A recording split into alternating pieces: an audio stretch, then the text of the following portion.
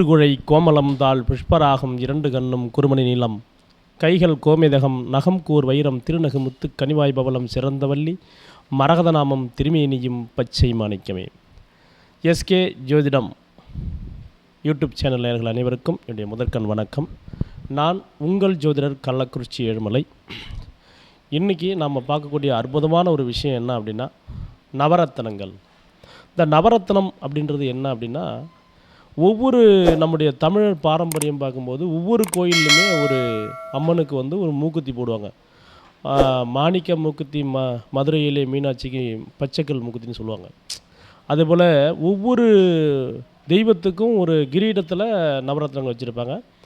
அந்த காலத்தில் பார்த்திங்கன்னா ராஜாக்கள் எல்லாமே வைர கிரீடங்கள், மரகத கிரீடம், மாணிக்க கிரீடம், இந்த மாதிரி கிரீடங்களில் நவரத்னங்கள் போயிச்சு ஆட்சி செய்யக்கூடிய காலம்லாம் இருந்தது. அப்போ இந்த நவரத்னங்கள் நமக்கு எப்படி வாழ்வில் பின்னி பிரிஞ்சிருக்குது அப்படின்னு பார்க்கும்போது, ஒவ்வொரு நவரத்னமும் என்ன பண்ணுன்றதை பார்த்துட்டு அடுத்தது நம்ம அந்த டாபிக் உள்ளே போவோம். முதல்ல நவரத்னம், நவம் என்றால் 9. இப்போ இந்த 9 என்பது மிக மிக அற்புதமான ஒரு எண். இந்த 9 நவரத்னங்களில் முதன்மையாக வகிப்பது என்னென்னா மாணிக்கம்.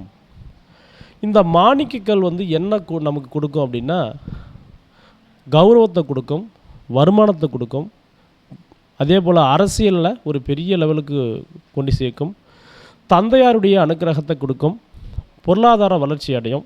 இப்படி இந்த மாணிக்கம் என்று சொல்லக்கூடிய நவரத்னங்களில் முதன்மையானது சூரிய பகவானுடைய ரத்னம் தான் அந்த மாணிக்கக்கல் அப்படின்னு சொல்லுவாங்க. இந்த மாணிக்கக்கல் எப்படி இருக்கும் அப்படின்னு பார்த்தீங்கன்னா, சிகப்பு கலரில் இருக்கும். அதாவது சிகப்பு கலரில் இருக்கும் அப்படின்னு சொல்லலாம். இது பேர் ரூபி அப்படின்னு சொல்லுவாங்க. சரிங்களா?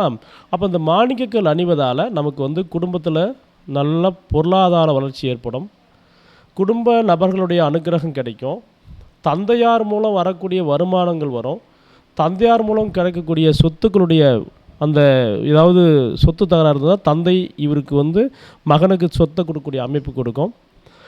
அதே போல் சமூகத்தில் ஒரு அந்தஸ்தை ஏற்படுத்தி தரும். மாணிக்கம் போட்டிங்கன்னா அரசாங்கத்தில் இருக்கக்கூடிய அதிகாரிகள் உங்களுக்கு உங்களுக்கு செய்ய வேண்டிய காரியங்களை ஈஸியாக செஞ்சு கொடுத்துருவாங்க. இதுதான் மாணிக்கத்தினுடைய வேலை. இது சூரிய பகவானுடைய அற்புதமான ஒரு ரத்தினம் அப்படின்னு சொல்லக்கூடியது. முதன்மையானது நவரத்தினங்களில் முதன்மையானது இந்த மாணிக்கக்கல். அடுத்து இரண்டாவது ரத்தினம் எது அப்படின்னா, இரண்டாவது கிரகம் அப்படின்னு பார்க்கும்போது சந்திரன். முதல் கிரகம் சூரியன், அதுக்கு மாணிக்கக்கல் சொல்லிட்டோம்.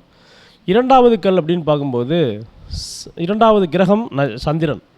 இப்போ சூரியனும் ஒளி கிரகம், சந்திரனும் ஒளி கிரகம். அப்போ சந்திரனுக்குரிய நவரத்னம் எது அப்படின்னு பார்க்கும்போது முத்து என்று சொல்லக்கூடிய அற்புதமான ஒரு ரத்னம் தான் முத்து. முத்து எங்கே கிடைக்கிது அப்படின்னா, கடலில் முத்து குளித்து பூமிக்கு, அதாவது கடலுக்கு அடியில் போயிட்டு மூழ்கி எடுப்பாங்க முத்து. இது என்ன பண்ணும் அப்படின்னா, அம்மாவுடைய அனுக்கிரகத்தை கொடுக்கும். அதாவது தாயாருடைய அன்பு பாசங்களை கொடுக்கக்கூடிய ஆற்றல் உள்ளது. மனதை சந்தோஷமாக வைத்துக் கொள்வதற்கு, மனோ கிளேசம் என்று சொல்லக்கூடிய மனசு அலைபாயக்கூடிய மனசை சரிவர நல்ல நேர்நிலையில் கொண்டு நிறுத்தும். அதே போல் நல்ல கற்பனை சக்தியை ஏற்படுத்தும். அதே போல் தாய் வழியில் இருக்கக்கூடிய பிரச்சனைகளை சரி செய்து தாய் மூலம் வரக்கூடிய வருமானங்களை மிகச்சிறப்பாக கொடுக்கும். இன்னொன்று, கருணையே இல்லாத உள்ளத்திலையும் இந்த முத்து அணிவர்களுக்கு கருணையை உண்டு பண்ணி, தாய் அன்பு என்று சொல்லக்கூடிய உலகத்திலே மிக அற்புதமான அன்புன்னு பார்க்கும்போது, உயர்ந்தது அப்படின்னு பார்க்கும்போது இந்த தாயாருடைய அன்பு தான். அந்த அன்பை கிடைக்க இந்த முத்து அணிவதால் உங்களுக்கு கிடைக்கும் அப்படின்னு சொல்லலாம். அதே போல் சந்திரன் அப்படின்னு பார்க்கும்போது நீர் சம்பந்தப்பட்ட வியாதிகள் வராமல் பாதுகாக்கும். விவசாயம் சார்ந்த துறையில் இருக்கவங்களுக்கு நல்லா வளர்ச்சி கொடுப்பதற்கு இந்த முத்து பயன்படுத்தலாம். முத்து மாலையாகவோ அல்ல மோதிரமாகவோ இந்த மாதிரி பயன்படுத்திட்டு வந்தீங்கன்னா சிறப்பாகவே இருக்கும். அப்புறம் பார்த்திங்கன்னா நவரத்னங்களில் மூன்றாவது ரத்னம் பார்த்திங்கன்னா பவளம். மூன்றாவது கிரகம் செவ்வாய். அப்போ செவ்வாய்க்குரியது பவளம் அப்படின்னு சொல்லுவாங்க. இந்த கோரல் அப்படின்னு சொல்லுவாங்க. இந்த இங்கிலீஷில் என்ன பண்ணுவாங்கன்னா கோரல் அப்படின்னு சொல்லுவாங்க. இது நிறைய பவளங்கள் பாறையாக தான் வெட்டி எடுக்கிறாங்க. இந்த பாறையிலிருந்து எடுக்கிறது தான் நவரத்னங்களில் மூணாவது ரத்னமான பவளம். இந்த பவளத்தை அணிவதால் என்ன கிடைக்கும் அப்படின்னு பார்க்கும்போது, பவளம் மிக வீர தீரங்களுக்கு பெயர் போன ஒரு ரத்தினம். அதே போல் செயற்கரிய அதை யாராலையும் செய்ய முடியாத ஒரு வேலையை இந்த பவளம் செய்யும். சகோதரருடைய ஒற்றுமை கிடைக்கும். இரத்த சம்பந்தப்பட்ட உறவுகளால் ஏற்படக்கூடிய பாதிப்புகளை நம்ம தவிர்த்து பாதுகாக்கக்கூடிய ஆற்றல் இந்த பவளத்திற்கு உண்டு. அதே போல் இறைவனை பாடும்போது கூட நம்ம முன்னோர்கள் என்ன சொல்லியிருக்காங்க, பவள செவ்வாயின்னு சொல்லியிருக்காங்க. பவளம் போல் மேனியர்னு சொல்கிறாங்க. சிவந்த மேனியாக சிவனுடைய மேனின்னு சொல்லுவாங்க. அதனால் அப்படிப்பட்ட அமைப்பில் அந்த பவளம் அணிவதால் சகோதரர்கள் சண்டையிலேருந்து விடுபடலாம். சகோதர சண்டை அப்படின்னு சொல்லக்கூடிய அந்த சகோதர சண்டையிலிருந்து விடுபடலாம். இரத்த குறைபாடுகளிலிருந்து நீக்கக்கூடிய ஆற்றல் உண்டு. அதே போல் அரசியலில் அதிகாரியாகவும் நம்மளை உயர்த்தக்கூடிய ஆற்றல் உண்டு. கௌரவ போஸ்டிங்கில் வந்து கண்டிப்பாக நமக்கு உயர்த்தி தரும். அதே போல் போலீஸ், இராணுவம், ஐஏஎஸ் இந்த மாதிரி அதிகார பதவியை இந்த பவளம் போடுறவங்களுக்கு கொடுக்கும். இந்த பவளம் என்பது மிக அற்புதமான ஒரு ரத்தினம். இதை அணிந்து நீங்கள் வாழ்வில் வெற்றி பெற வாழ்த்துகின்றேன். அடுத்தது பார்த்திங்கன்னா நான்காவது நவரத்னங்கள் நான்காவது ரத்தினம் என்று பார்க்கும்போது மரகதம். இந்த மரகதம் யாருடைய ரத்தினம் அப்படின்னு பார்க்கும்போது புத பகவானுடைய ரத்தினம். புதன் என்று சொல்லக்கூடிய அந்த கிரகம் பச்சை நிறமாக இருப்பதால் பச்சை, இப்போ மரகத பச்சைன்னு சொல்லுவாங்க, இப்போ சொல்லும்போதே மரகத பச்சைன்னு சொல்லுவாங்க. அப்போ எம்ரால்டு அப்படின்னு சொல்லுவாங்க. இந்த மரகதம் அப்படின்னு பார்க்கும்போது இது போல் பச்சை நிறத்தில் இருக்கும். இந்த பாருங்கள், பச்சை நிறத்தில் இருக்குது பார்த்தீங்களா, இது போல் இந்த பச்சை நிறத்தில் இருக்கும்.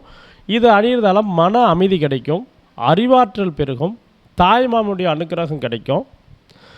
அப்புறம் பார்த்திங்கன்னா படிக்காத குழந்தை கூட இந்த மரகத பச்சையை அணிவதால் கண்டிப்பாக அவங்களுக்கு வந்து படிப்பு சார்ந்த விஷயங்கள்லாம் சிறப்பாக இருக்கும். மூளை சம்பந்தப்பட்ட நரம்பு சம்பந்தப்பட்ட வியாதிகள் விலகும். இந்த எம்ரால்டு அணிவதால், மரகத பச்சையை அணிவதால் இந்த பயன் உண்டு. அதே போல் புதன் வந்து அறிவு கிரகம் என்பதால் அறிவுசார் துறைகளில் இருக்கவங்க நம்ம பயன்படுத்தலாம். இந்த நவரத்னங்களை பயன்படுத்தி வெற்றி பெறக்கூடிய அமைப்பு கொடுக்கும். அப்போ புதனுடைய அமைப்பில் மரகதம் என்று சொல்லக்கூடிய இந்த ரத்னங்களை அணிந்து, அதே போல் புதனுடைய அமைப்பில் நரம்பு எலும்பு சம்மந்தப்பட்ட வியாதிகள் இருந்தாலும் இந்த நவரத்னங்களை இந்த மரகதம் அணிவதால் நமக்கு தீர்வு கிடைக்கும் அப்படின்னு சொல்லலாம். அடுத்து பார்த்திங்கன்னா குரு அப்படின்னு சொல்லக்கூடிய கிரகம். இந்த குரு வந்து 5வது கிரகமாகவும், இந்த குருவுக்குரிய ரத்தனம் நவரத்னங்களில் வந்து மஞ்சள் புஷ்பராகம் என்று சொல்லக்கூடிய அற்புதமான ஒரு ரத்தனம் தான் மஞ்சள் கலரில் இருக்கும் புஷ்பராகம். இது பாறையிலேருந்து வெட்டிட்டுருக்கிறாங்க. குழந்தை இல்லாத தம்பதிகள் மஞ்சள் புஷ்பராகம் அணிவதால், எல்லோ ஷபயர் அப்படின்னு சொல்லுவாங்க, மஞ்சள் புஷ்பராகம் அணிவதால் குழந்தை பாக்கியம் பெற முடியும். ஆன்மீக துறையில் இருப்பவர்கள் இந்த மஞ்சள் புஷ்பராகத்தை அணிந்து வாழ்க்கையில் வெற்றி பெறலாம். ஆன்மீகம் சார்ந்த துறை, ஞானம் சார்ந்த துறையில் இருக்கிறவங்க இந்த மஞ்சள் கலரில் இருக்கும் இந்த மஞ்சள் புஷ்பராகத்தை நீங்கள் அணியலாம். அறிவாற்றல் சிறந்து விளங்கக்கூடிய அறிவாற்றலில் நீங்கள் சிறந்து விளங்கலாம். அதே போல் பார்த்திங்கன்னா குரு தான் இந்த ரத்தினத்துக்கு அதிபதின்றதால நல்ல மதிப்பு மரியாதை, வருமானமே இல்லாதவங்களுக்கும் வருமானத்தை ஏற்படுத்தி தரக்கூடியது இந்த மஞ்சள் புஷ்பராகம். அதே போல் குழந்தைங்க கவனிக்கலை, குழந்தைங்களால் நமக்கு இடைஞ்சல் இருக்குது, குழந்தைங்க பிரச்சனை பண்ணுறாங்க அப்படின்னா மஞ்சள் புஷ்பராகத்தை அணிஞ்சுன்னா அந்த குழந்தைங்க உங்களை பாதுகாப்பாங்க. குழந்தைங்களுடைய அனுகிரகத்தை பெற முடியும். குழந்தைங்க மேலே பாசம் நேசம் எல்லாம் உங்களுக்கு வந்து சரியான முறையில் போகும். அப்போ இந்த மஞ்சள் புஷ்பராகத்தை அணிவதால் அறிவாற்றல் பெருகும், பொருளாதாரம் மேம்படும். ஏன்னா தன காரகனே குரு தான். அப்போ பொருளாதாரத்தில் வளர்ச்சியை நோக்கி போகக்கூடிய வாய்ப்பு உண்டு அப்படின்னு சொல்லலாங்க. அடுத்து பார்த்திங்கன்னா 6வது கிரகம் சுக்கிரன், 6வது ரத்தினம் வைரம். இந்த வைரம் தான் இருக்கிறதுலே மிக உன்னதமானது அப்படின்னு சொல்லுவாங்க. வைரம் வந்து சுக்கிர பகவானுடைய ரத்னன்றதால வெள்ளை கலரில் இருக்கும். அந்த வைரத்தை அணிவதால் நல்ல மதிப்பு மரியாதை, பெண்கள் வழி லாபம், பெண்கள் வழி யோகம், பெண்களால் நல்ல பெயர் எடுக்கிறது, கணவன் மனைவிக்குள்ள சண்டை, இது எல்லாமே தீர்க்கக்கூடிய ஆற்றல் இந்த வைரத்துக்கு உண்டு. அப்போ இந்த வைரம் பயன்படுத்துவதால் நல்லா வீடு, வண்டி, வாகனம், சொத்து சுகம் இதெல்லாமே கிடைக்க வாய்ப்பு இருக்குது அப்படின்னு சொல்லலாங்க. அப்போ இந்த வைரத்தை பயன்படுத்தி வாழ்க்கையில் எல்லா செல்வத்தையும் பெற வாழ்த்துகின்றேன். 7வது ரத்தினம் நீலம். அப்போ நீலம் என்பது நீலக்கலராக தான் இருக்கும், பேர்லேயே வந்து பேர் வந்துருச்சு. இது யாருடைய ரத்னம் அப்படின்னா சனி பகவானுடைய ரத்னங்கள். அப்போ சனி வந்து அவர் கருமையான நிறமுடையவர். கருநிறத்தினுடைய கருப்பு நிறமான ஒரு ஊதா கலர் அப்படின்னு சொல்லலாம். அப்போ நீங்கள் வந்து இது வந்து ப்ளூ சஃபயர் அப்படின்னு சொல்லுவாங்க. அப்போ நீலக்கல் அப்படின்னு. இந்த நீலக்கல் ஒன்று என்ன பண்ணணும்னா நல்ல அருமையான ஒரு அற்புதமான வேலையில் கொண்டு சேர்க்கும், நிலையான தொழில் அமையும். மேலதிகாரிகள்கிட்ட வேலை செய்கிற ஆட்கள் போடும்போது மேலதிகாரியுடைய தொந்தரவு நமக்கு வராது.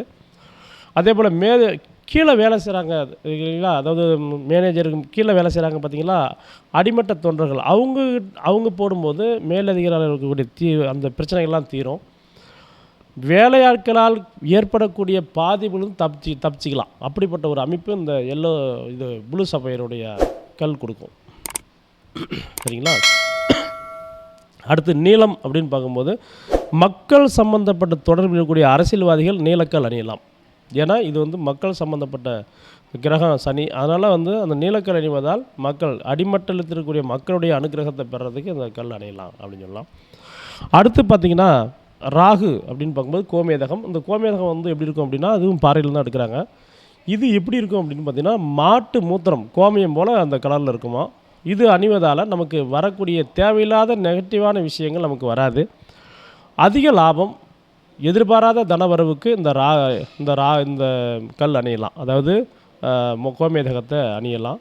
அது இடதுகையில் அணின்னு சொல்கிறாங்க, அது பார்த்துக்குங்க. அதே போல் கேதுவுடைய ரத்தனம் அப்படின்னு பார்க்கும்போது 9வது ரத்தனம் வந்து கேது கிரகம் வந்து 9வது கிரகம் கேது.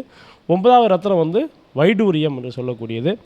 இந்த வைடூரியம் பல வர்ணங்களை கொண்டதாக இருக்குது. அதே போல் பார்த்திங்கன்னா அந்த வைடூரியத்தை அணிவதால் ஞான விஷயங்கள், அதே போல் பிறருக்கு தான தர்மங்கள் செய்வது போன்ற நற்குணங்கள் ஏற்படக்கூடிய வாய்ப்பு உண்டு. கோயில் கட்டுறது, குலம் வெட்டுறது போன்ற தர்ம காரியங்கள் இப்படிப்பட்ட நபர்கள் செய்யலாம் அப்படின்றத இந்த வைடூரியம் செய்கிறது. அப்போ இன்றைக்கி நம்ம என்ன பார்த்துருக்கோம் அப்படின்னா சூரியனுக்குரிய மாணிக்கம், சந்திரனுக்குரிய முத்து, அது செவ்வாய்க்குரிய பவளம், புதனுக்குரிய மரகதம், குருவுக்குரிய மஞ்சள் புஷ்பராகம், சுக்கரனுக்குரிய வைரம், சனிக்குரிய நீலக்கல், ராகுக்குரிய கோமேதகம், கேதுக்குரிய வைடூரியம். இந்த 9 நவரத்னங்கள் பற்றி நம்ம பார்த்துக்கிறோம்.